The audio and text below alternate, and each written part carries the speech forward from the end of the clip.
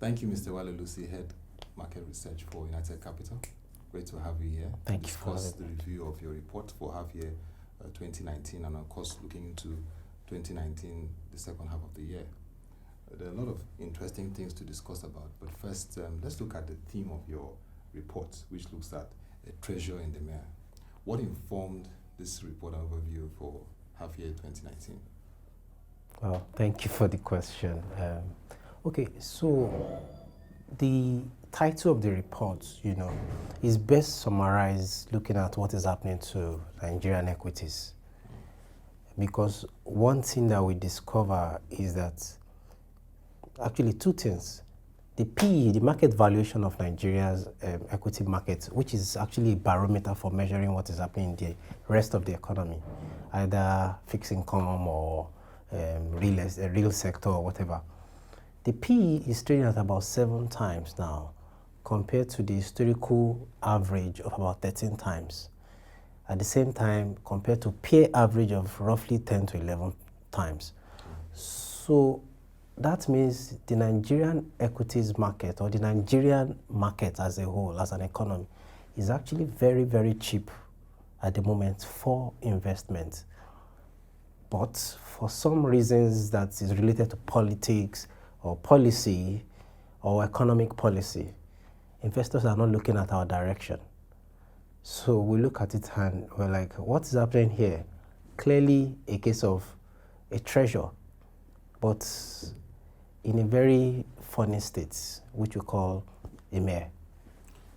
That report was very deep in terms of its thoughts about, like you said, capital market equities, fixed income, and even the economy at large. Correct.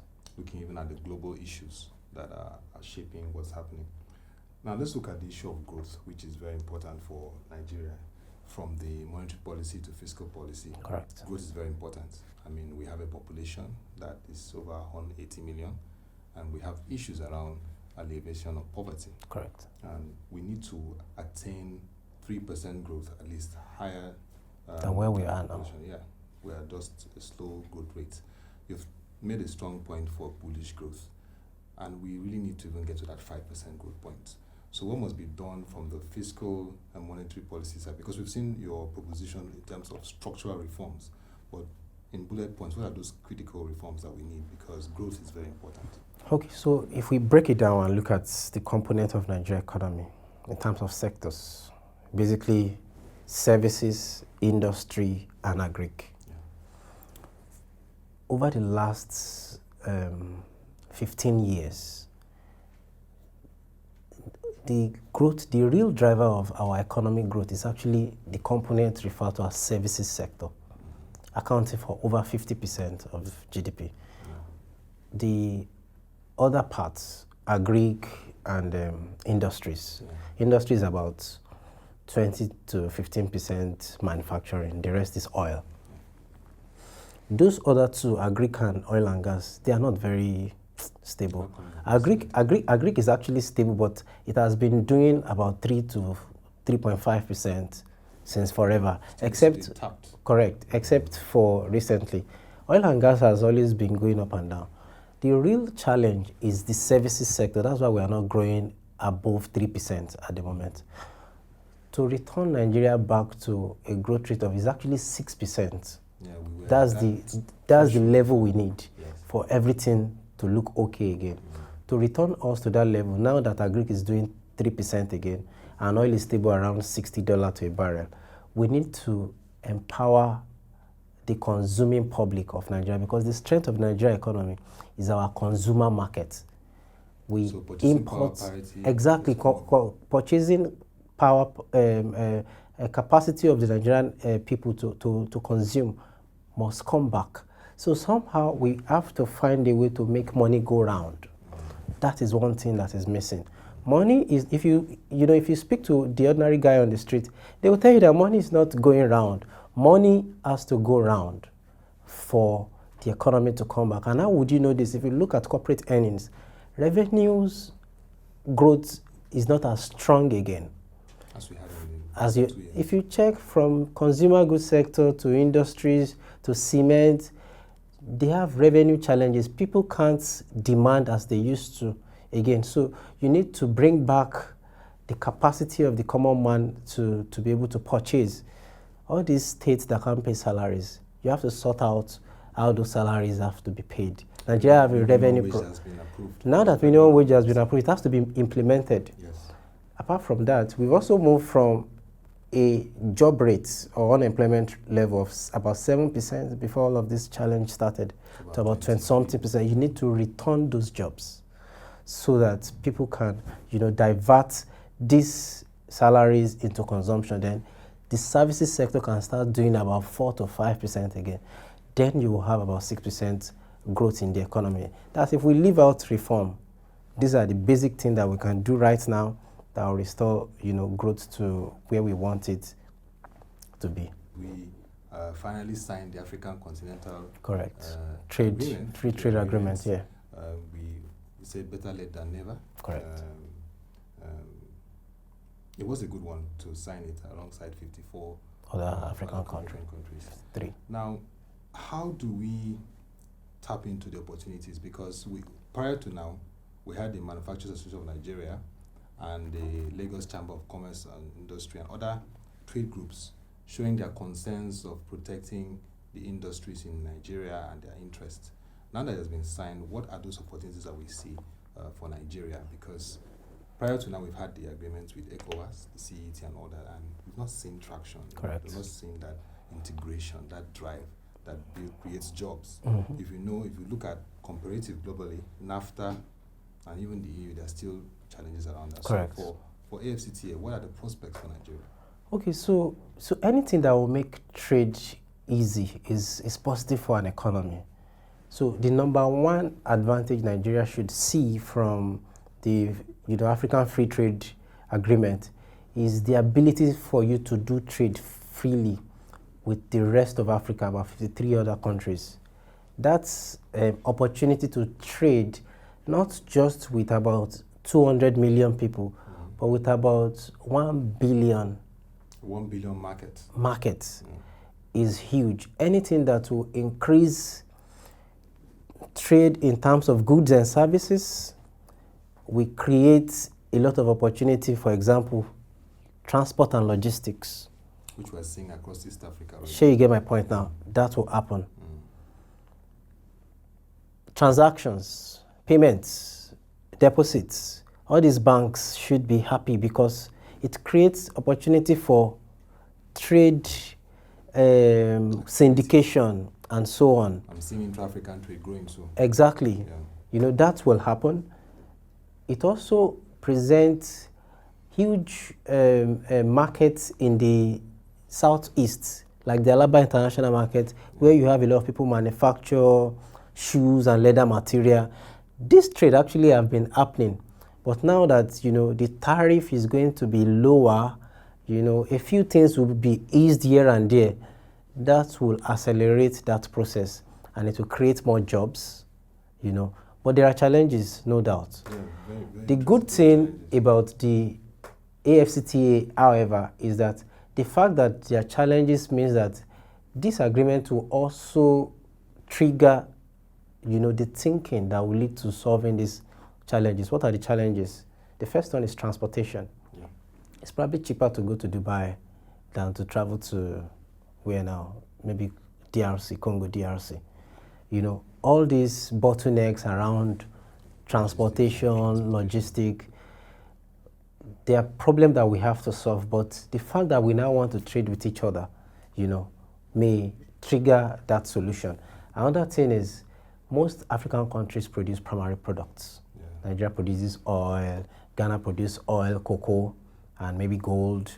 It's either precious metal, crude oil, or primary agri products. And commodity prices are Exactly. shocks globally. Exactly. So we are not producing, but don't forget, Dangote is going to start refining crude oil very soon. Which will be a big market. This is going to be a big market for Dangote. If you can supply oil, refined oil, to all these African countries who also don't have refining capacity at a more competitive rate than wherever they're getting it from. That's a huge market for him. Very So huge. those are the kind of opportunities that there are. But of course, the challenges are there, smuggling and all of that. But these are things that, you know, we should begin to think of how to solve as a result of signing this agreement.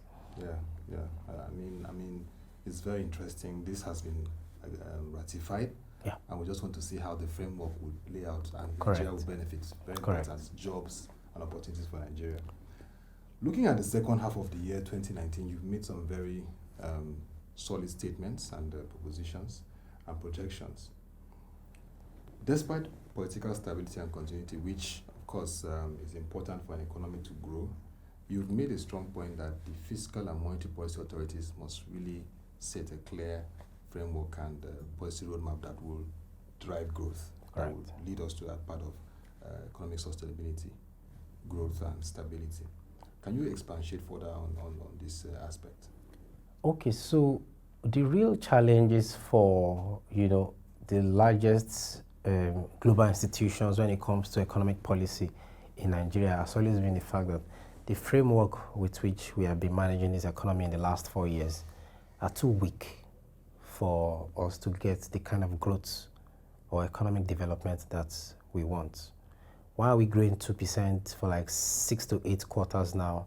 And why is inflation rate finding it difficult to drop below 11%? Why is, you know, although we are growing marginally, but unemployment is increasing every year? You know, it's because government has refused to tackle the real challenges to revenue. Okay. Revenue is weak because, one, we are not taxing the economy enough. An economy of about $500 billion US dollars, but taxes about 5%, the lowest in the whole of among its peers. In terms of tax to GDP? Correct. Tax to GDP ratio too is very, very weak. We depend too much on oil for our revenue, but oil prices are low now. What are we doing to, you know, get income from, you know, other sources in terms of diversification? But if you will not diversify, and you know that about 70% of your income is coming from oil, which is priced in dollars, and you have multiple exchange rate windows like the central bank governor insisted. One of these multiple windows is trading at about 305. The other is trading at 360. But the one that you use to calculate your revenue is 305. The market rate is 360.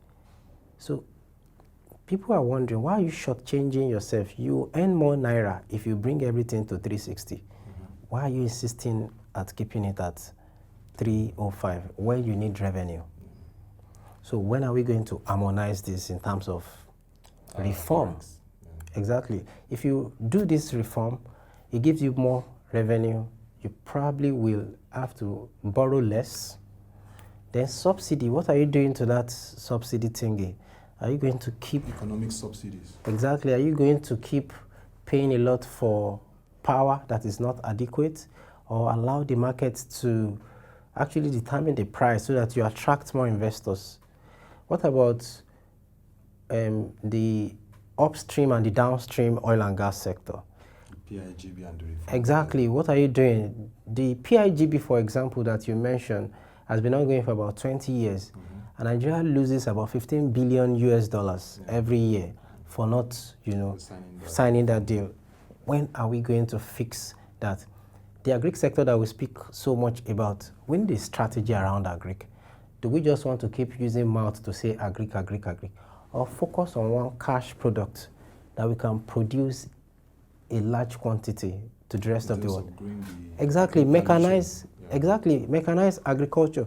If you have enough cocoa, for example, and you produce enough cocoa so that you join the likes of Cote d'Ivoire, Ghana, and you supply cocoa to the rest of the world. Or is it even the cassava that you have a lot? We have the largest cassava producer in the world that you want to focus on.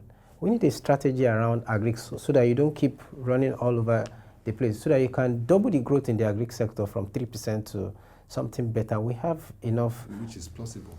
Which is possible. So, I mean, fix PIB, double investment in the oil and gas sector. You can double your production from 2 million barrels per day to about 4 million barrels per day. and you now know what you want to do. Fix agri so that you focus on a particular product, you double the growth in that sector.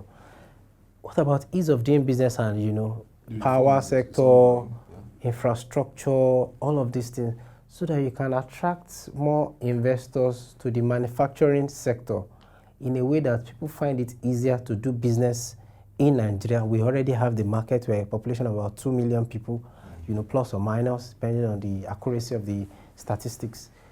But what are we doing to get FDI? FDI into Nigeria in 2019 is going to be roughly $1 billion. And that's lower than the diaspora remittances. Correct, it's lower.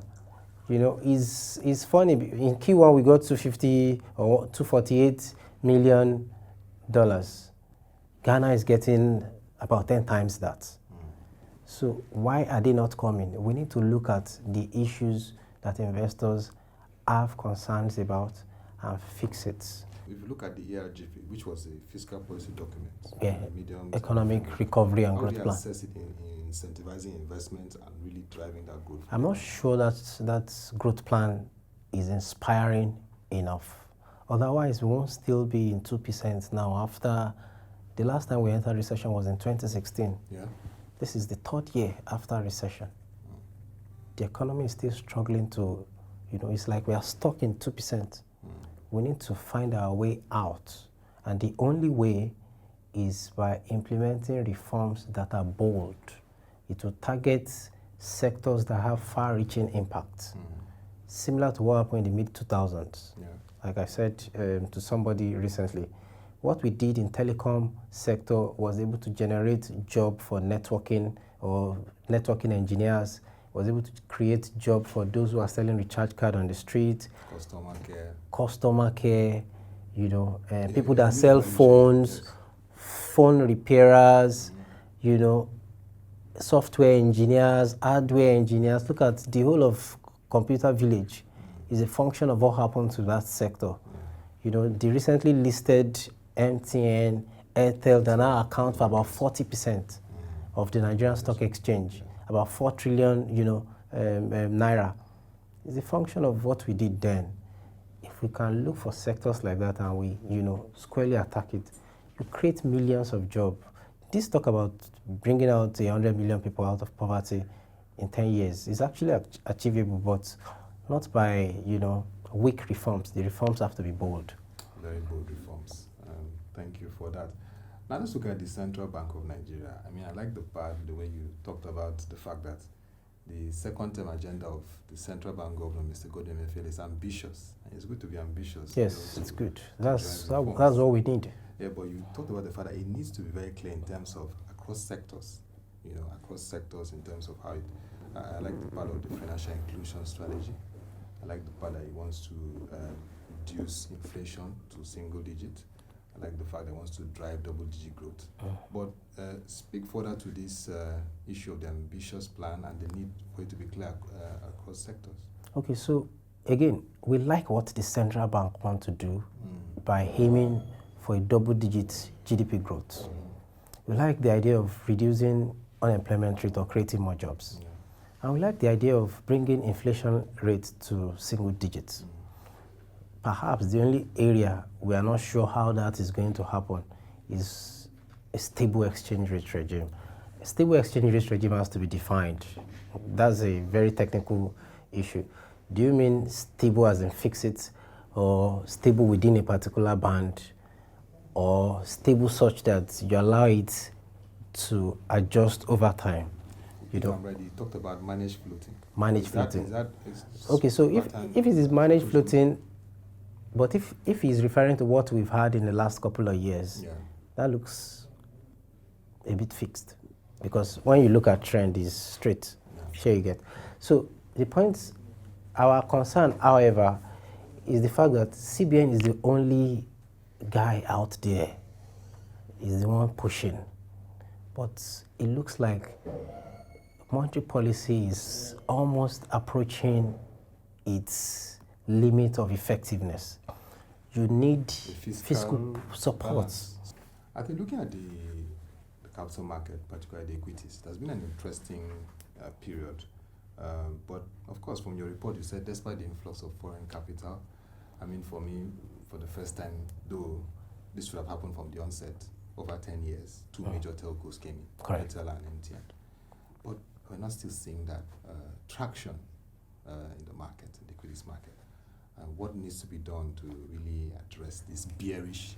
Because, you know, every time you report this bearish sentiment, it's really depressing. can be very, very disturbing, and we need to find a way to address this trend. I think equities reflects the general sentiment that investors have about an economy. If I look at an economy as a global investor, and I think that's an economy that is going to do 10% in the next 5 years, based on what they are doing now. I want to start investing there now. I'll say, okay, where is that 10% going to come from? I'll look at the different sectors. Oh, the banks, these ones are going to benefit a lot from this 10%. Cement, wow, you know. Then I'll start, because they're very strategic. They start buying into the story. Yeah. They start buying. And the moment they start creating that demand, the market will start rallying. If that's not the case, maybe government. So anyway, the point is, something has to be happen for them to take such decisions. But when they are not seeing anything that will result in that expectation, they will wait until they see such thing. So I think, yes, probably a fiscal monetary signal. The last time we had a rally was in 2017. What happened? We fixed our problem in the FX market. We introduced the I and E window that allow investors to come in A and go out freely. You know, we fixed the problem with fuel. You know, that time there was a lot of fuel scarcity. We moved it from wherever it was to 145. It was 2017 that we did it. What else did we do? We brought in PBIC. We went to South and South region. You know, we solved that crisis. You know, we borrowed a lot and, you know, stabilized the economy. You know, then we were trying to come out of recession, but we ended that economic contraction, and they flooded the market. They bought. The moment that global central banks started increasing interest rates, that was when they started leaving. But now they've started reducing. Those ones are talking about reducing interest rates again. Why are they not coming? Why are they going to other markets? Because they are yet to see anything exciting in Nigeria in terms of policy that will make them come look at this basket of equities. And sadly for the local investors, they look at the foreign investors. The foreigners always take the lead as far as our equities market is concerned. So until something like that happens, a major reform that will communicate to investors that this is where the Nigerian economy is going. We can't be doing this 2% GDP growth, and inflation is struggling to break out of 11%, and expect, you know, the market to reflect something else. The market reflects the state of the economy. And we really hope that we get the right signals. It's very important. Because so far we have 3 listings in the equities market. We want to see more. I'm sure very soon. You know, I was looking at the charts for the last 15 years, and it looked like the all-share index is almost at that point where you just need something to happen to trigger a rebound. When that thing will happen, I don't know. But it looks like we're almost there.